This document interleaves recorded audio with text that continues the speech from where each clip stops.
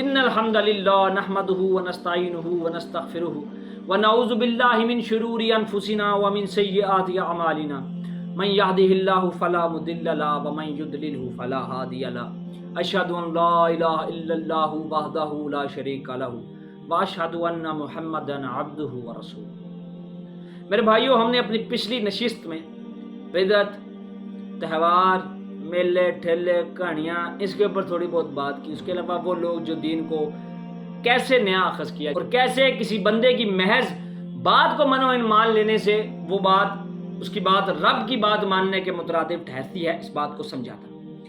آج کی نشست ہم شروع کریں گے مشرکوں کی مذمت کیوں کی گئی۔ تو میرے بھائیو، اللہ نے مشرکین کی دو باتوں پر مذمت فرمائی۔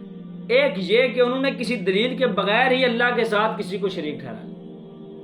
کچھ لوگ کہتے ہیں کہ سر آپ کے پاس دلیلیں ہیں، ان کے پاس بھی دلیلیں ہیں۔ تو میرے بھائی، دلیل وہی ہوگی جو اس کتاب کس میں سے ہوگی، جو اس کتاب کے برابر ہوگی وہ دلیل ہوگی، جو اس کے منافی ہوگی وہ دلیل نہیں ہوگی بلکہ گھڑی ہوئی بات ہوگی۔ ٹھیک ہے، ورنہ وہ بھی تو دلیلیں اور حجتیں تو پیش کرتے تھے، لیکن اللہ نے ان کی بات کو ایز اے دلیل قبول نہیں کیا، کیونکہ وہ دلیل نہیں تھی بلکہ من گھڑت باتیں تھیں۔ تو ایک تو یہ کہ انہوں نے بغیر دلیل کے اللہ کے ساتھ کسی کو شریک ٹھہرایا، اور دوسرا یہ کہ ایسی چیزوں کو حرام ٹھہرایا جو اللہ نے ان پر حرام نہیں کی تھی۔ نبی اکرم صلی اللہ علیہ وآلہ وسلم نے اسے بہت صراحت کے ساتھ بیان فرمایا۔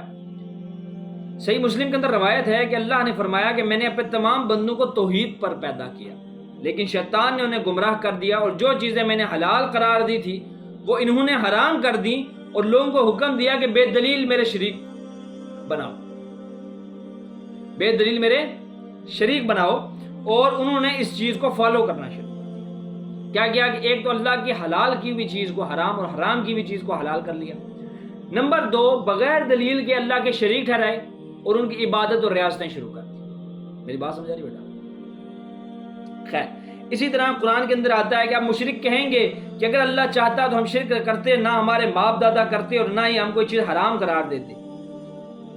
یہ بات قرآن کے اندر ہے کہ مشرکین یہ دعویٰ کریں گے کہ ہم نے اللہ کی حلال کی ہوئی چیزوں کو خود حرام کیا، اللہ کے ساتھ ہم نے خود شریک کیا۔ یہ جو لوگوں کو، بتوں کو، گائے کو، جانوروں کو، سورج، ستاروں کو جو ہم نے اللہ کے ساتھ شریک ٹھہرایا، اپنے باپوں کو، بزرگوں کو، قبروں کو، زیارتوں کو، مزاروں کو، یہ ہم نے صرف اور صرف اپنے لیے کیا، ہم یہ نہ کرتے۔ تو یہ دو بنیادی وجہ تھے جس کی وجہ سے اللہ نے قرآن مجید فرقان حمید کے اندر اتنا کھول کے مشرکین کی مذمت فرمائی۔ باقی سورۃ توبہ پڑھ لیں، اللہ نے کیسے سخت الفاظ مشرکین کے بارے میں استعمال کیے ہیں۔ ابھی دیکھنا کہیں پہ ہیری جو ہے نا، وہ ہیری سپیکس والا بندہ، وہ مجھے کہتا تھا تم یہ الفاظ نہیں استعمال، جب میں نے اسے قرآن کے حوالے دیا اور قرآن سے سوال کیا تو اس کے پاس کوئی جواب نہیں تھا۔ ٹھیک ہے، اور ہوتا کیسے؟ کیونکہ ہم بات کرتے ہیں قرآن کے ساتھ، یہ کرتے ہیں قرآن کے منافی۔ تو جو بندہ قرآن کے منافی بات کرتا ہو اس سے آپ کیا اور امید کر سکتے ہیں؟ میری بات سمجھ رہے ہیں؟ اس طرح مشرکین میں دو ہے، یعنی شرک اور تحریم ایک ساتھ موجود ہے۔ شرک کے مفہوم میں ہر وہ عبادت داخل ہے جس کی اللہ نے اجازت نہیں دی۔ مشرکین کا یہی خیال تھا کہ بتوں کی عبادت واجب ہے یا مستحب، اور یہ کہ ان بتوں کی پوجا کرتے رہنا اسے چھوڑ دینے سے بہتر ہے۔ یعنی کہ اگر ہم بتوں کی پوجا کرتے رہیں تو یہ بہتر ہے۔ کیوں؟ کیونکہ یہ واجب ہے یا پھر مستحب ہے۔ ٹھیک ہے، اگر ہم مستحب ہے ہمارے لیے تو ہمارا اس کو چھوڑ دینے سے کر لینا بہتر ہے۔ پھر ان مشرکین نے اکثر نے غیر اللہ کی اس لیے پرستش کی تھی کہ وہ اللہ کے قریب ہونا چاہتے تھے، جیسے سورہ بنی اسرائیل کے اندر آتا ہے کہ وہ جنات سے مدد مانگتے تھے۔ یوں انہوں نے ایک نیا دین بنا لیا اور اپنے ذوق میں اس کے مطابق اللہ کی عبادت کرتے رہے، اور اسی طرح عیسائیوں نے، یہودیوں نے، ہندوؤں نے، کفار نے اپنا ایک نیا دین اخذ کر لیا۔ میرے بھائیو، یہ وہ چیزیں ہم نے سمجھی ہیں ابھی تک کہ بھائی کسی انسان کی کسی بھی چیز کے اندر گمراہی یا ضلالت کیسے ہوتی ہے۔ اب ہم سمجھتے ہیں کہ گمراہی کی اصل میں بنیاد کیا ہے۔ انسان کی گمراہی کی بنیاد بھی دو باتوں پر ہے کہ وہ ایک ایسا دین اختیار کرتا ہے جسے اللہ نے مقرر نہیں کیا۔ اچھا، ہم نے اپنی پچھلی نشست میں بھلا کیا پڑھا تھا کہ کچھ لوگ ہوں گے جو اللہ کی کتاب کی جگہ پر اپنے احکامات کو لوگوں پر لاگو کرنا شروع کر دیں گے، اور اس طرح وہ ایک نئے دین کی بنیاد رکھیں گے۔ تو گمراہی کی بنیاد بھی اصل میں یہی ہے کہ وہ ایک ایسا دین پر چلنا شروع ہو جاتے ہیں اور اللہ کے شریک ٹھہرانے لگ جاتے ہیں جس کا حکم اللہ سبحانہ و تعالیٰ نے نہیں دیا، اور دوسرا یہ ہے کہ وہ ایسی چیزوں کو حرام قرار دیتے ہیں جسے اللہ نے حرام قرار نہیں کیا۔ یہ دو گمراہی کی بنیادی وجہ ہیں، یعنی اپنے آپ کو اتھارٹی سمجھ. اتھارٹی کیا ہمارے لیے؟ اتھارٹی قرآن ہے یا پھر اللہ سبحانہ تعالیٰ کا رسول ہے.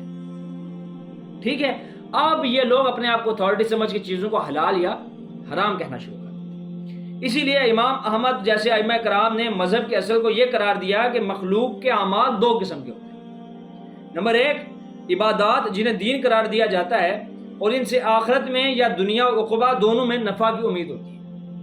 عبادات یعنی کہ مخلوق کے دو قسم کے اعمال ہوتے ہیں، ایک ہوتے ہیں عبادات اور دوسری عادات. عبادات وہ اعمال ہیں جنہیں دین کہا جاتا ہے.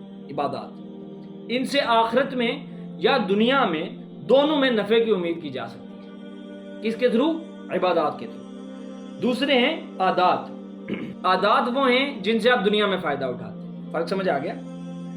عبادات وہ ہیں کہ بھائی عبادات اس طریقے سے کی جائے جس طرح اللہ نے اس کو کرنے کا حکم دیا ہے.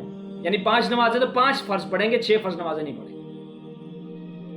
30 روزے ہیں تو 40 روزے نہیں رکھیں گے، 20 روزے نہیں رکھیں گے، بلکہ ایگزیکٹ ویسے ہی رکھیں گے جیسے سورہ حجرات کے اندر آتا ہے یا ایھا الذین آمنوا لا تقدموا بین یدای اللہ ورسولہ.